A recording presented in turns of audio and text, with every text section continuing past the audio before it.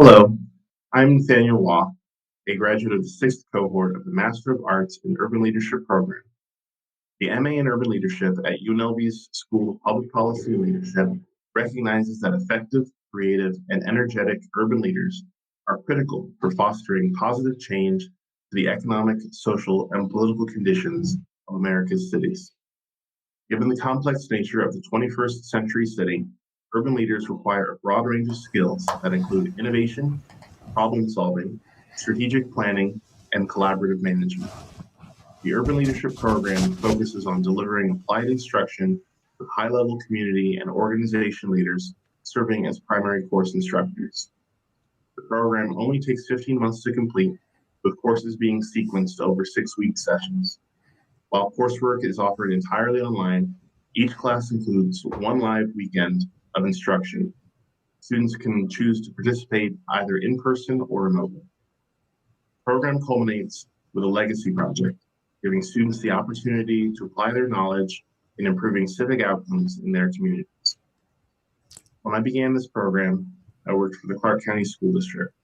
I am now a program supervisor at a local nonprofit where I am able to put the lessons learned in urban development, governance, design thinking, developing teams, and all of the other valuable skills and knowledge gained in this fantastic program, making lasting, sustainable change in my community. Thank you for giving me just a couple moments to talk about the Urban Leadership Program, and I encourage anyone seeking to make a difference in their public or private sector to improve their communities to consider this innovative program. Thank you. Hello, I'm Dr. Christopher Stream, the Director of the School of Public Policy and Leadership. Today I'm proud to welcome you to our first virtual Urban Leadership event of 2021, Stepping Up in Crisis. There's a lyric in the Who song, "Meet the new boss, same as the old boss." This sums up the frustration that many people have about leadership today. It's the idea that nothing changes.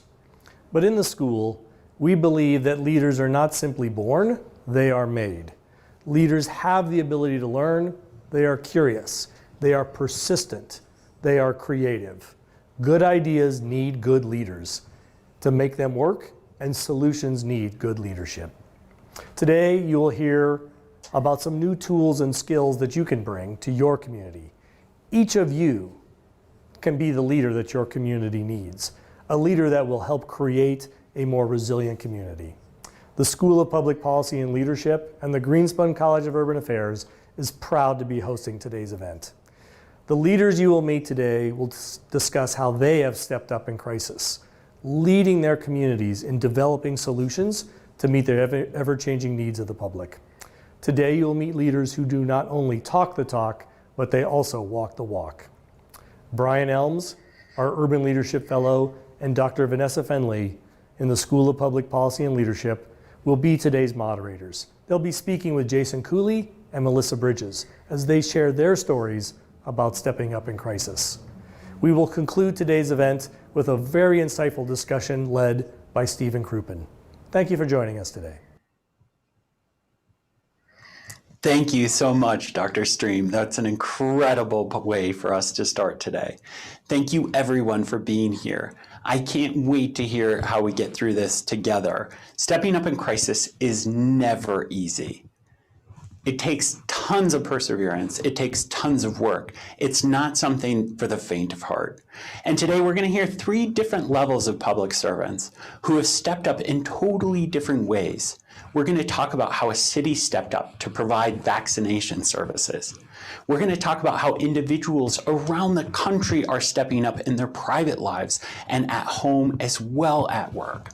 And then we're going to talk about stepping up when we have to write talking points, speeches, or even full-length articles for our colleagues in our work. This is never easy, and I'm so excited to be here with Dr. Finley and the rest of the UNLV team. We're going to start our event with a very quick video from our friends in Frisco, Texas.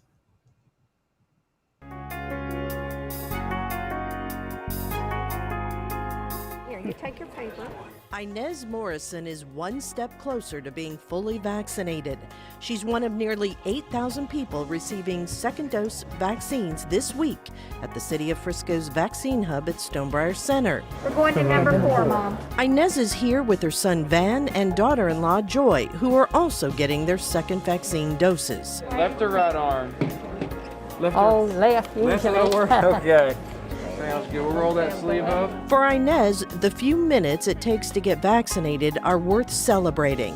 Today's second dose vaccination comes 4 months after a major milestone in her life. Can I have everybody's attention real quick? This is Inez here.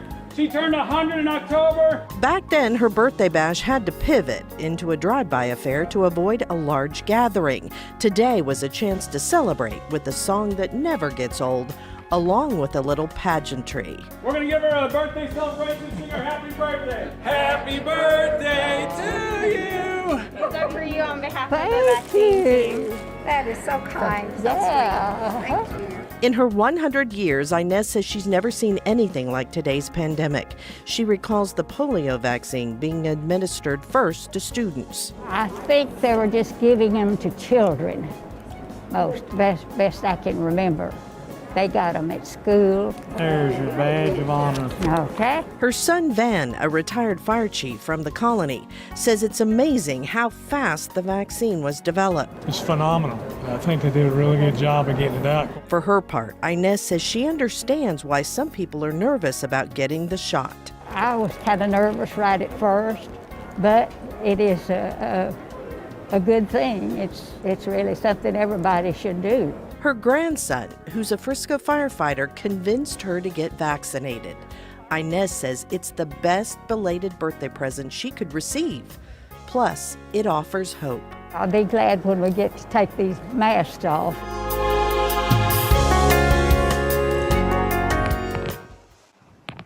Jason Cooley, that video is so incredible, and thank you so much for sharing it with our friends here at UNLV and around the country. I really want to thank you for stepping up in a crisis. As you know, Jason, I lost my grandmother this year, who was also pushing 100, and to watch Inez get a vaccine really, really warms my heart and makes me miss her even more. Everyone this year has experienced some sort of loss. I don't know very many people who can say they haven't lost someone to COVID or don't know a friend or someone that they've lost to COVID. But Jason, tell us a little bit about what's going on in your city. How did you get to this place? And again, thank you for stepping up. All of us who are struggling right now in the midst of the pandemic and watching our friends and family go through this type of suffering, and you're offering so much hope. So I want to hand it over to you. How did we get here, and what are you doing? Sure, great. I appreciate the opportunity to reach out and talk to you. Hopefully you can hear me. I have my vaccine team shirt on today, and so stepping up is really what it was.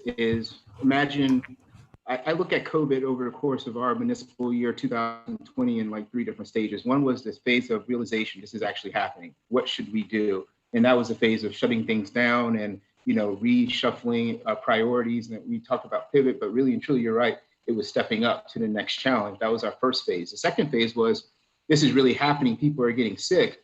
Now we went to this mad scramble of how do we get people tested? Testing. We went through 4 months of, setting up testing locations and making sure that we could get people tested. And then we're at the phase now where in January, the beginning of January, our fire chief, and I really need to give incredible credit to our fire chief and all of our city departments, especially the fire department, it was, what happens if in 2 days, the federal government gives us 10,000 vaccinations? What do we do? And that was it. That was his message. And there was a mad scramble. That's so cool, Jason. So you're like, we could get 10,000 vaccines. What are we going to do if we get them? Exactly. What are we going to do? So I remember it was a Wednesday, and he said, what happens if Monday morning we have 10,000 vaccinations, and not only that, but we have 48 hours to get them started to be put in arms. So not only do we have them, but we need to get them in arms in 48 hours. What do we do? So the first thing was a mad scramble. What kind of location do we want to have? Do we want to have a drive-through location? Do we want to have a walk-up location? Who's going to do the vaccinations, city staff, contractors, et cetera. So we went through this whole big process, if you will, quickly. And we settled on a vacant Sears location in one of our large malls. And it was a vacant Sears on 3 stories.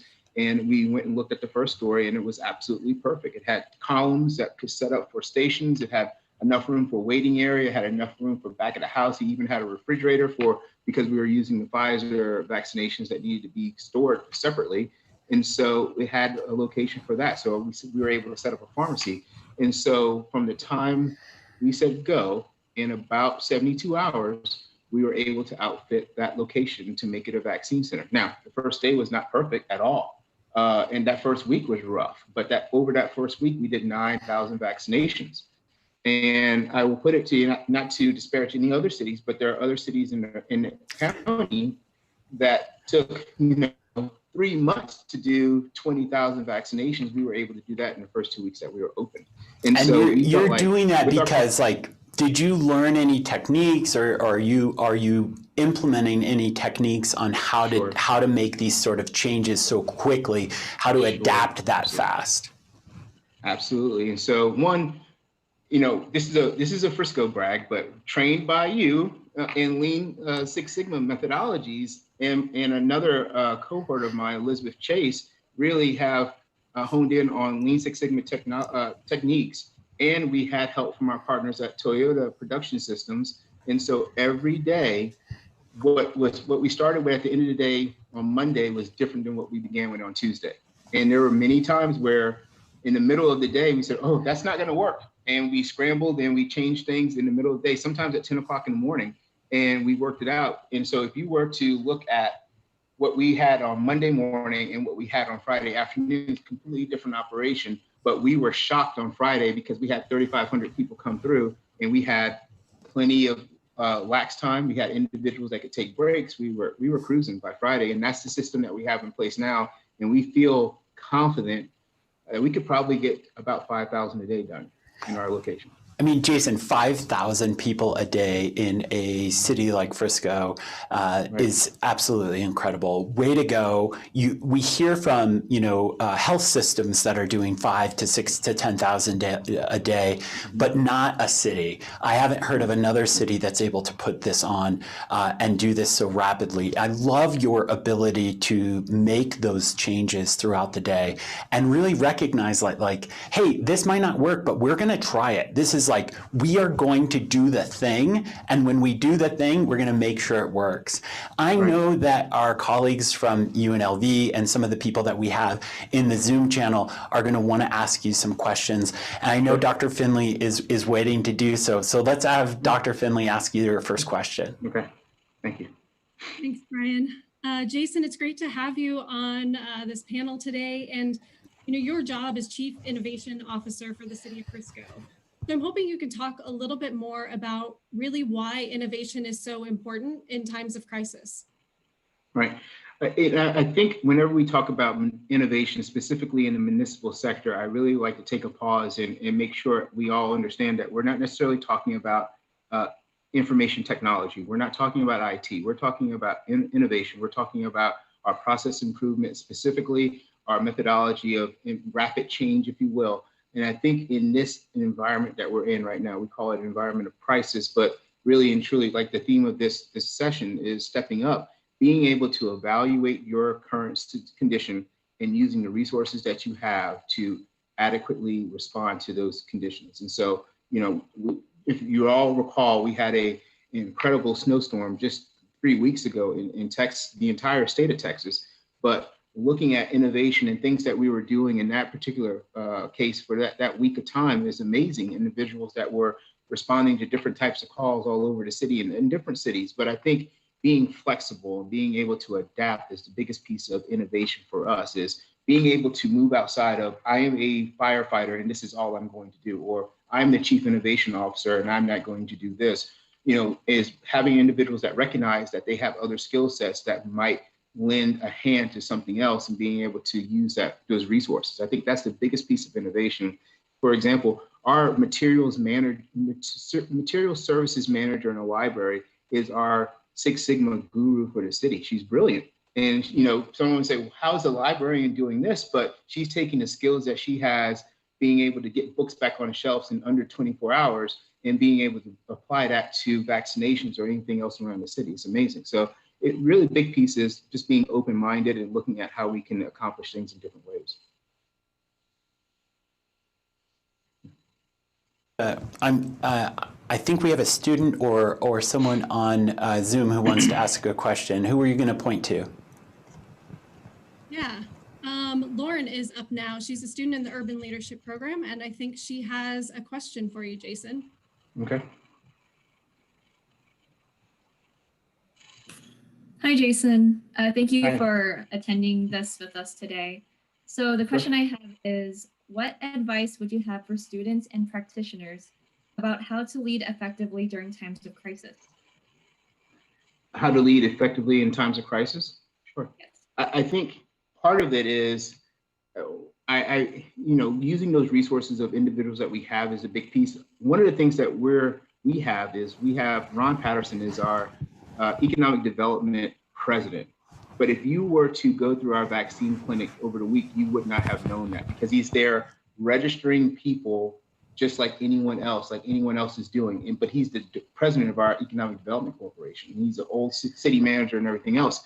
I think in regards to crisis is being able to quickly identify the problem, the root of the problem. So this is the issue, and being able to boil that down. In so many cases, especially municipal government, we look at a problem and we try to take the problem on in its entirety, as opposed to looking at individual things that we can actually get done quickly. And so just like this, if we were to begin with the end in mind, but if our sight was only set on what the vaccine clinic or whatever process needs to be at the very end, it's too big of a bite to take right now. And so we have to take those small bites, and we have to be humble enough to understand that we're not going to capture everything in the first round, but we need to take what we can initially and leverage all the resources that we have. And I think that's one of the other issues is, so many times, especially when I do performance management, we look at who's in charge of safe streets, and someone says police and fire only. Reality is we all have responsibilities in municipal government for all the things that we do. And so once we can get to that point and realize that, we're much better off. So responding to crisis is not just police and fire in the city manager's office, it's the entire city operation. And I think that's the easiest way to get to something like that. It's a great question. Yeah, I'd love to chunking the problem down to smaller and smaller bites, and then being able to make those changes as you go along. Also, everybody has the chance to be a leader in a lot of these situations. And I think you're pointing out that you don't know who the leader is in this space, because we've all learned from him or her, and we're able to thrive because we don't need them to be barking at us. That's not the leader that we're looking for. We're looking for someone who can help us coalesce. I love that. Vanessa, I think you had one additional question for Jason. Yeah, Jason, we obviously saw the video of the vaccination site and the incredible work you're doing there. You also mentioned the snowstorms that hit. So obviously you've been dealing with a lot of compounding crises over the past year. Can you talk a little bit more about the different ways that your city has been responding to those different crises? Sure. And I think once again, it leads up, and I had a conversation with Brian about a week ago. We talked about how we've used the word pivot way too much over the course of the last year and a half, but in reality it really is stepping up. I can give you one really good example, and this is not a boastful thing for the city of Frisco, but it is how we lead, if you will, when it's easy to just kind of bail out. First, we shut down City Hall. The entire building was closed. City management was there. I was there, but we remained with the library. And the idea was there are kids at home. There are resources at this library that we need to get to our citizens. So the library didn't close fully, but we had the first curbside service in the library. It was brilliant. Our library director thought, hey, you can do this at a restaurant. We should be able to do this here. So people were reserving books online, and our library folks were walking across the street and putting them in, socially distancing, putting them in the back of cars. And the line for our curbside book delivery was down the street out in front of City Hall. I mean, all the time, appointments, traffic patterns have to be changed and everything. It was a huge success, but it's one example of how, we didn't give up. We didn't say, oh, building's closed, so the library's closed either. We did electronic plan review. Could you imagine if you were trying to build a house during COVID and development services was closed, and we just said, well, we can't do anything. We can't get you permits for that. Even though it's ready, we're closed, COVID, right? We didn't do that. So we did electronic plan review. We did plan review over Zoom, something that's never been done before. And a lot of the services that we provided during COVID by virtually doing things, we realized those could actually be best practices. We could carry some of those things along with us in the future.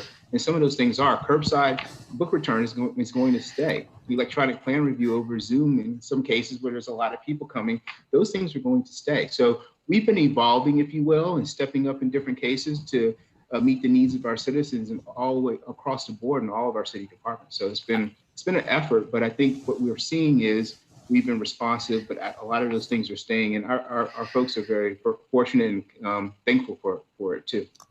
Jason, you hit on such a perfect point. Like, public servants know how to step up. We know how to make changes to our services.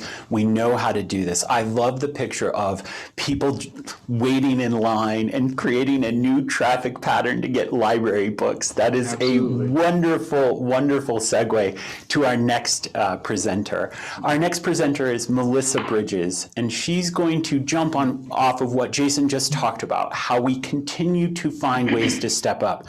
And our good friend Melissa is going to share with us her personal journey throughout COVID. And as she shares with it, she's going to get a little vulnerable in what we're talking about. I can't wait to share this with you. Melissa Bridges, Stepping Up in Crisis.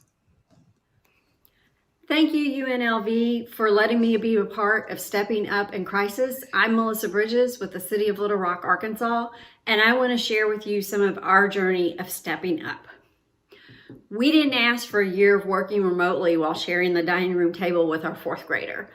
We didn't ask for our son to become a teenager while not being able to have a party with his friends to celebrate. We didn't ask for our daughter to have a coronavirus birthday parade and her friends.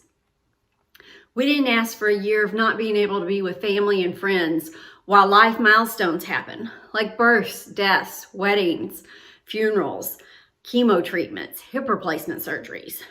We didn't ask for public servants to figure out how to shut down our buildings and to the public overnight, and to start deciding who is essential and who's not.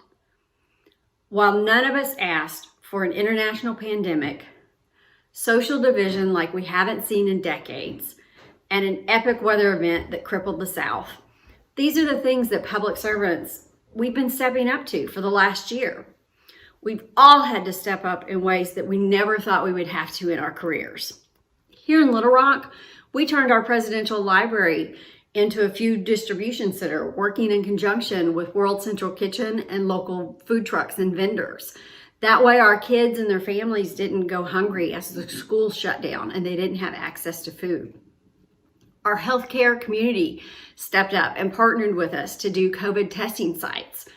In addition to all the normal activities of keeping a city running, we also did mass distribution sites at local grocery stores and communities that are underserved. And we also had census days at those same sites so that those residents could be counted.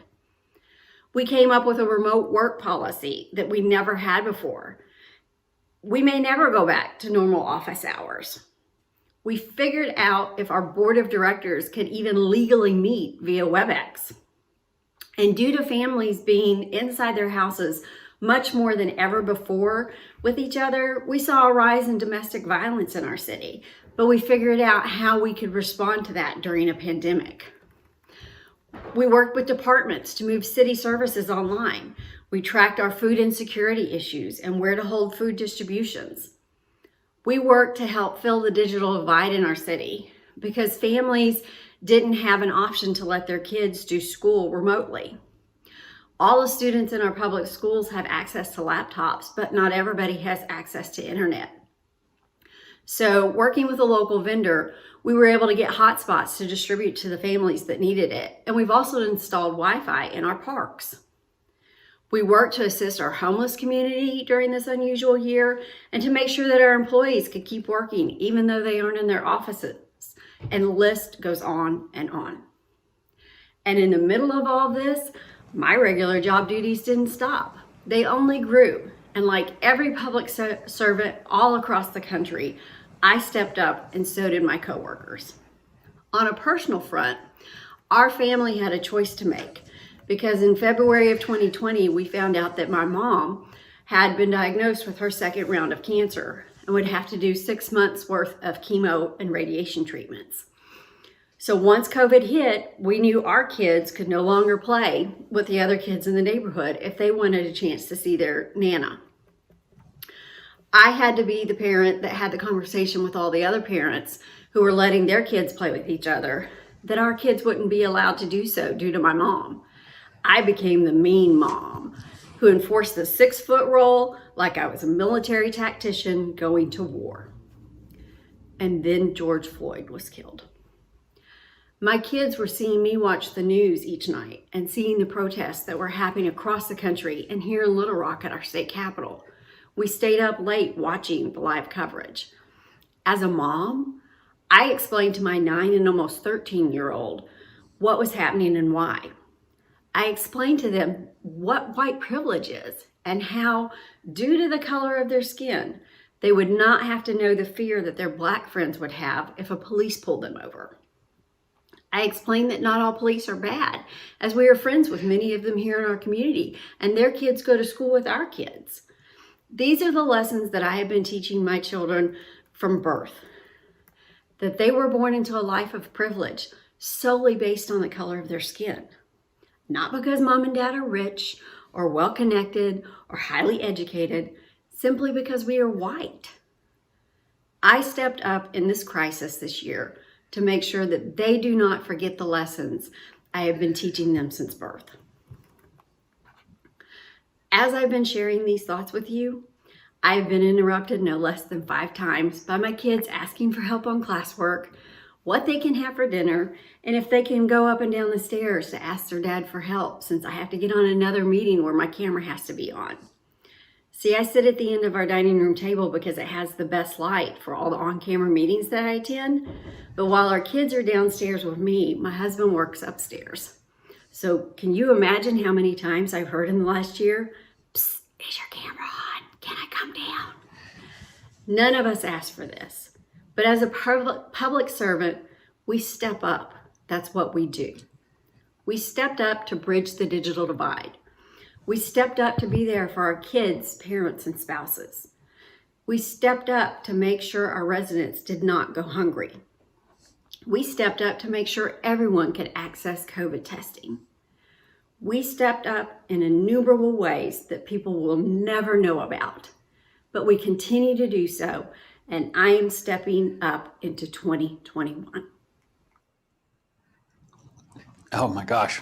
Melissa Bridges, thank you so much for sharing with us how you've stepped up personally in such a vulnerable way.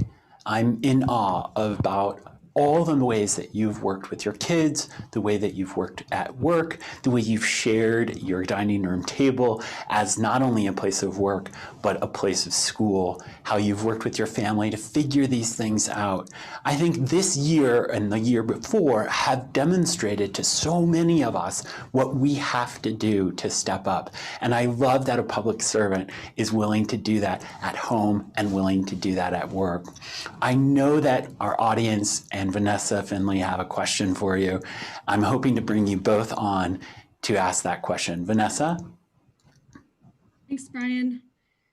So Melissa, we know prior to the pandemic, we've seen gender disparities and how work in the home is divided, just keeping the household running and taking care of children. So could you talk a little bit about how you've seen the pandemic really affect this division of labor? Yeah, I think as we've all seen in the national surveys that have gone on, parents all across the country, and more specifically the women in the families, have had to step up more. We've been doing a lot more housework. We've been doing a lot more share of the educating our kids. I think over 60% of working parents didn't have access to childcare. We were one of those families. It's why I share my dining room table with my 4th grader. And I know I personally have seen that because my laundry loads have gone up, my dish loads have gone up, all those things that we took for granted because our children were in school and being taken care of by our teachers at school, that's now come back on to the parents. And I think it's definitely shown a light on the disparities in the country. And I think we all saw that again with the Department of Labor statistics at the end of the year of how many of the jobs that were lost by women who may not ever come back into the workforce. Melissa, thank you so much for pointing out, like, we need to step up. You know, I'm a father of a 20-year-old, and I can't imagine what it would have been like if she was in 4th grade. just the amount of need that a fourth grader has for so much time and so much information and that sort of gathering. There's, a fourth grader is pretty independent, but there's also that sort of push and pull and push and pull. And you're the innovation director for the city of Little Rock. Right? You are known nationally as a data maven. You're known nationally for making Little Rock or putting Little Rock on the map for data-informed decision making. You have a wonderful reputation for doing this, and at the same time, you're teaching your fourth grader. You're working with your older child. I don't know what grade she's in, and so I'm going to say it wrong. And you're making sure that this works at the same time providing masks and setting up food pantries, setting up Wi-Fi in the parks. All of those things make you an incredible leader in this world. I just want to make sure that we recognize you as such a powerful person for stepping up in this crisis. I love where you're at. I love how you're stepping into 21. And I want to thank you for being part of today. Thank you, Brian. Anytime I get the awesome privilege of being friends with a lot of our panelists. And today, I also get the privilege of introducing Steve Crouppen to you all. Steve Crouppen is a dear friend, an old friend of mine for many years. And he and I, Vanessa, and several of our panelists are going to ask Mr. Crouppen a bunch of questions. So thank you so much, Stephen, for joining us today. I look forward to hearing those questions. I'm actually going to hand this off to Vanessa. So Dr. Finley's going to ask you one of the first questions. I'm going to jump in and chime in and probably annoy you multiple times. But Vanessa, Dr. Finley, why don't we get you started? And Stephen, can't wait to hear your responses. Great. Steve, it's great to see you. Great to have you on the panel. And I'm hoping we can start by just having you talk about what it means to you to step up in crisis. Sure. Thanks so much, Vanessa. Thanks so much, Brian, for having me. The funny thing about a crisis is that it's never really about the crisis. It's about how you respond. That's how we're judged. That's what's remembered. And how we respond, of course, is a function of how we prepare. Jason mentioned that a moment ago, right? What do we do if this thing happens? The only way that you know how to prepare for a crisis, to put yourself in the best position to step up in the crisis, is if you first know what you believe, what drives you, what are your priorities, what's most important. So stepping up in a crisis to me means quickly distinguishing between what has to be done, what has to be said right now, and what can wait. How are we able to quickly and accurately and honestly say what needs to be said? What systems you set up beforehand matter. That really matters, of course, right? Jason talked about how to do that in Frisco. He showed us how to do it right. You have to deliver help. You have to stop the bleeding, whatever is required in a given moment. But you also need to give people a way to understand what's happening and what's asked of them.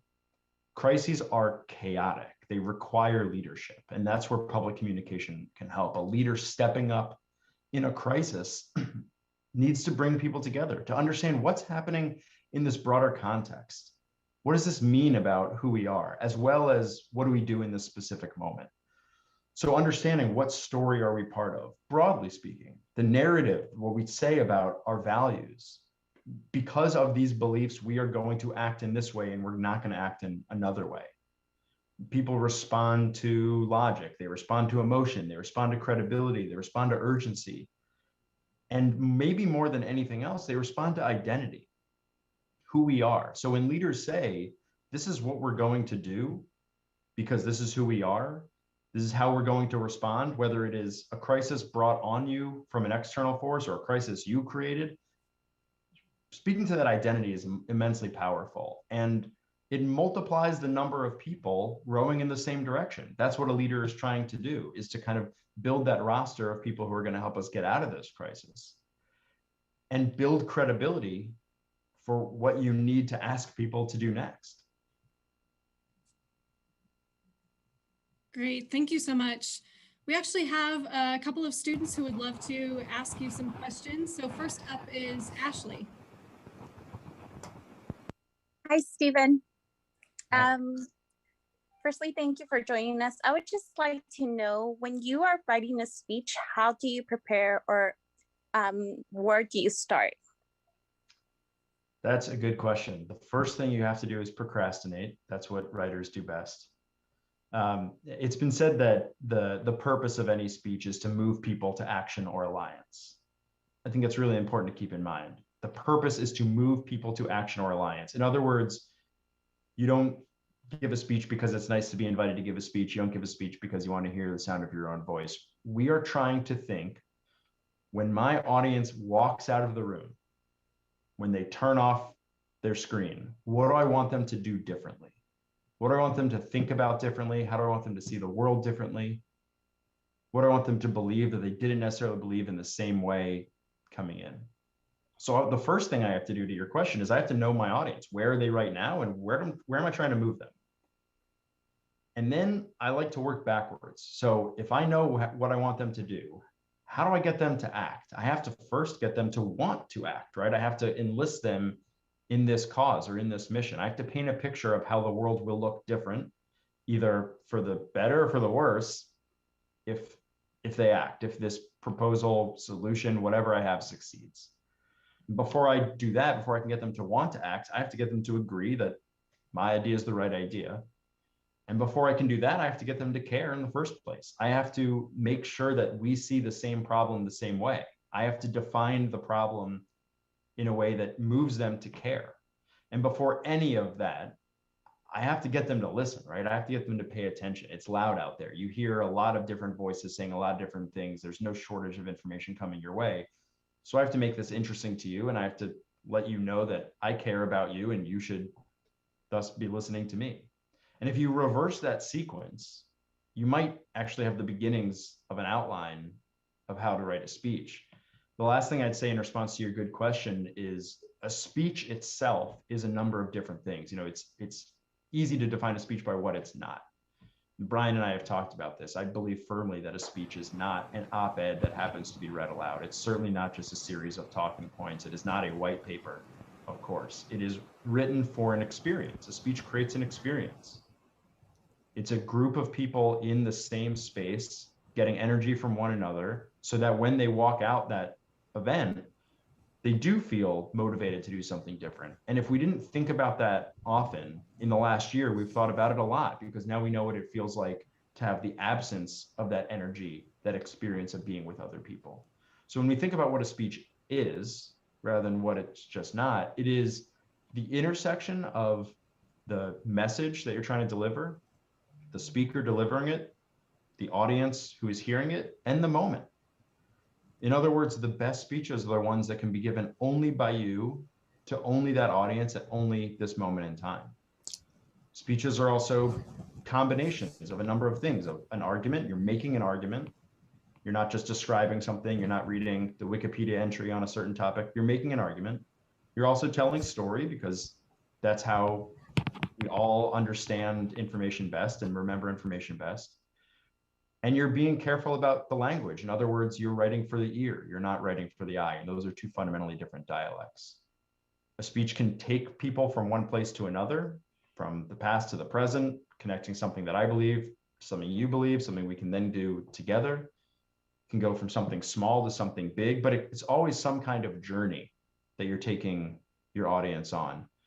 And then the simplest way to say it is something that is advice that the former First Lady Michelle Obama used to give her speechwriters when we were in the White House, which is, when you're stuck, just think, what is the most fundamental truth that I can say right now, that needs to be said right now? What's the most important thing that needs to be said by a leader right now? It's a great way to start. Alrighty, thank you. Great, thank you, Ashley. And I think we also have Brooklyn on the line, and she has another question for you. Hello, thank you, Dr. Friendly, and thank you as well, Stephen, for coming to speak with us. My question for you is, how does writing a speech for yourself compare to writing a speech for somebody else? That's a great question. when people talk about ghostwriting, writing a speech for somebody else, the question that I think I'm asked more than any other is, how do you get the voice of that person? How do you make it sound like them? Because what we're trying to do is be credible, right? That's where none of the other stuff matters. How well you structure your argument, how compelling your story is, the sequence, the outline, the ask at the end, none of that matters if there's not credibility at the beginning. And so getting the voice of the speaker matters a lot. And to tell you the truth, it's really a process of trial and error. It takes time. It takes a lot of listening. That's probably the most important skill that a ghostwriter can have. But the secret about voice is that it's really not like snowflakes and fingerprints and everyone has their unique voice. Most people, if you write clearly and write the way people actually speak, will be able to deliver that well and credibly. Getting somebody's voice is really much more about how they tell a story or how they structure an argument. So when we're writing for somebody else, we're not trying to mimic them. We're not trying to imitate them. We are listening for, how does this person tell a story? Do they prefer to tell stories about themselves? Do they prefer to tell stories about their constituents or their employees or other people that they know that they're inspired by, their heroes? What feels most natural to them? And then how do they tell arguments? How do they make those cases? And so I'll give you examples. I've been fortunate in my career to write for a number of politicians, 3 of whom at least were lawyers by trade. Senator Harry Reid from your home state, I had the honor of writing for him for about 5 years. He was a trial lawyer. I wrote for Secretary John Kerry when he was Secretary of State. He was a prosecutor before he went into elected office. And I had the opportunity to write for President Obama, who was a constitutional law professor. They're all lawyers, but the jobs that they had in the law dramatically changed, or influenced, I should say, the way in which they structured an argument. And you could see that in the way that they gave speeches. And did it sound like they were talking to a jury, talking to a judge, talking to a constitutional law class? I mean, remember the way that President Obama would structure his arguments. He would take you all the way back in time in history and say, this is how we got here. And this stuff is black and this stuff is white. And the answer is probably gray. It's somewhere in the middle. And that's how he did that. And so understanding that voice, understanding that instinct is really important to giving them what they need to succeed. The last thing I would say about this is, one of the things that a speechwriter can do for somebody else that is so much harder to do for yourself is we can step back and maybe connect dots that others might not be able to see, not because we're so smart or so special, but just because we are a stand-in for the audience. We are outside of the day-to-day experience maybe, and outside of their head and all the brilliant ideas that are going on inside of it. And so they can say, here are all the things I'm thinking, and we might be able to say, actually, there's a theme here, or there's a common frame here, or there's something counterintuitive about all these dots. And we can help shape that into a story so that they can tell the audience a story and increase the chances that it moves them to action or alliance.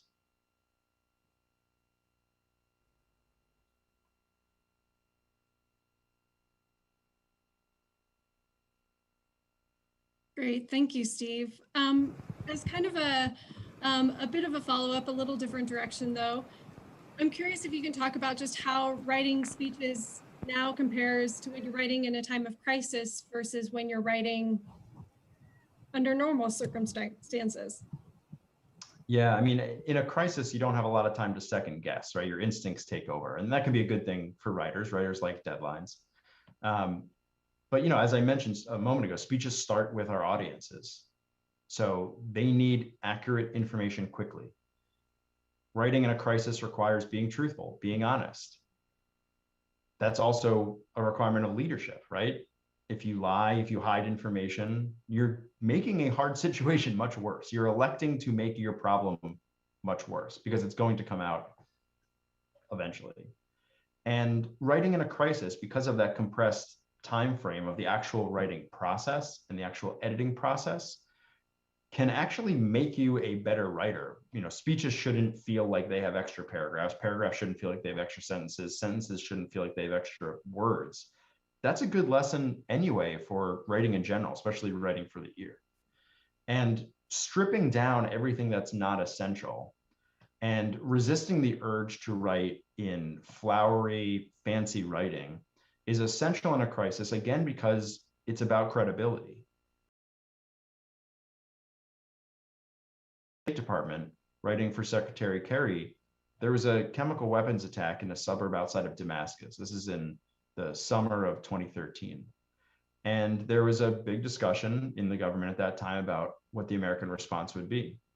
And I was charged with helping Secretary Kerry write his speech, his response, the government's response. And Secretary Kerry, who I mentioned earlier was a prosecutor, he came into this meeting with a very clear idea that we didn't need to play up with any kind of hyperbole or argument, because it was so clear what had happened and what the response should be. And if you go back and listen to that speech, it's really just a very bare bones case. He structures the argument just by saying, we know that X, we know that Y, we know that Z. And he says something like, this is common sense, this is evidence, these are facts. We didn't need to play up some dramatic thing because the facts spoke for themselves. And then the second half of the speech is explaining why any of that evidence matters. And it was another litany. This matters because of X. And when this happens, that matters because of Y. And he grounded it in what we know. He wanted to eliminate any second guessing based on uncertainty, and said, this is what we know. And that means this is what the American people need to know as we as a country decide what to do next. Because leveling with your audience, being honest with them, giving them the accurate information as quickly as possible makes all the other steps much easier in a crisis. Great, thank you. So I'm curious, you've written for so many people and you've written speeches in so many different contexts. What's the most difficult speech you've ever had to write? The next one. I had a colleague at the White House who he'd been a speechwriter for a long time. And one time, in just kind of thinking out loud to himself, I heard him say, how come every time I sit down to write a speech, it feels like I'm doing it for the first time, right? Every speech is the most difficult because, that's what it is to be a writer. And whether or not you're a professional writer, all of you, we all have this experience. There's a blank page, there's a blinking cursor, there's a word count that's very small, right? Professional writers feel that same kind of anxiety around it. But I would say that the hardest speeches are the ones where you know the most about the topic, when you're closest to it. And I think that's because the curse of knowledge is real. The curse of knowledge is this phenomenon that we forget what it is like to not know the things that we know right now. And so those speeches are the hardest because you have to step back and reevaluate how far back do I have to go to explain how we got into this? Does A immediately lead to B in everyone else's mind the way that it does in my mind? Am I speaking at too high a level? Am I speaking at too low a level? And that's really hard to do when you know the topic so well. But we have to be helping our audience follow along. Otherwise, what are we accomplishing here? If I had to pick one, though, if I had to pick one speech that was the hardest, I'd say it was a speech that I wrote at the White House. I had to help President Obama say nice things about the Pittsburgh Penguins after they won the Stanley Cup. I am a diehard, lifelong Washington Capitals fan.